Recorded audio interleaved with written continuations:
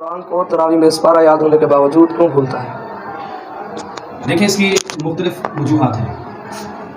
ایک تو حافظ قرآن کے ذہن کے اندر مختلف خیالات آتے ہیں جس کی بنیاد پر اس کو سپارہ بھولنا شروع ہو جاتا ہے، غلطی آنا شروع ہو جاتی ہے۔ مثال کے طور پر وہ تراویح کے لیے مصلی پہ کھڑا ہوتا ہے تو اس کے ذہن کے اندر کسی کا ڈر بیٹھ گیا، مثال کے طور پر کہ وہ اس کے پیچھے کوئی آج حافظ قرآن اس کے خیال میں ہوتا ہے کہ آج اس نے آنا ہے یا میرے پیچھے فلاں آ گیا، تو یہ ایک اس کے ذہن کے اندر یہ خیال آنا، اور دوسرا یا عوام کا دباؤ لے لیتا ہے یا اس قسم کے جو ہے نا وہ خیالات جب وہ اپنے ذہن کے اندر بٹھاتا ہے تو وہ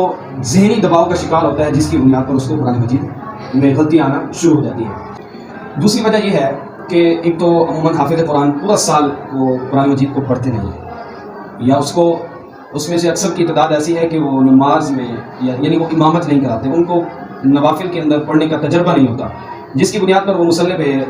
کھڑا ہو کر منزل پڑھنا وہ ایک روانگی نہیں ہوتی، اور جس کی وجہ سے ان کو یہ پڑھنا مشکل ہو جاتا ہے۔ یہ مختلف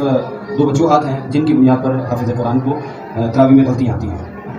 اب اس کا حل کیا ہے جو پورا سال پڑھتے بھی نہیں ہیں اور انہوں نے تراویح پڑھنی ہے؟ جی اس کا میں جو ہے نا آپ کے سامنے ایک بہترین ایک حل بتاتا ہوں۔ اگر اس پر حفاظ کرام عمل کریں تو انشاءاللہ ان کے اندر بہت خود اعتمادی بھی پیدا ہوگی اور قرآن مجید پڑھنا ان کے لیے آسان ہوگا۔ ایک تو یہ ہے کہ وہ جو ذہنی دباؤ کا شکار ہوئے ہیں مختلف خیالات کی وجہ سے، اپنے ذہن میں یہ بٹھائیں کہ میں نے قرآن مجید کو یاد کیا ہے اور قرآن مجید کو اللہ نے بغیر غلطی کے اتارا ہے اور میں پڑھ رہا ہوں، مجھے کوئی غلطی نہیں آئے گی اور بغیر غلطی کے میں نے پڑھنا ہے، اور پیچھے جو بھی ہوں جتنی تعداد ہو جو بھی حافظ کھڑے ہوں اس چیز کا وہ پرواہ نہ کرے، اپنے اوپر اعتماد رکھے۔ اور یہ اعتماد بڑھے گا کیسے؟ مین چیز یہ ہے سمجھنے کی، ایک بات ہے کہ حافظ قرآن ایک معمول بنائے کہ رمضان میں کہ جو انہوں نے تراویح میں سپارہ پڑھنا ہے، مثال کے طور پر آج یکم رمضان ہے تو آج انہوں نے الف لام میم سپارہ پڑھنا ہے، تو الف لام میم سپارہ بھی وہ یاد کریں،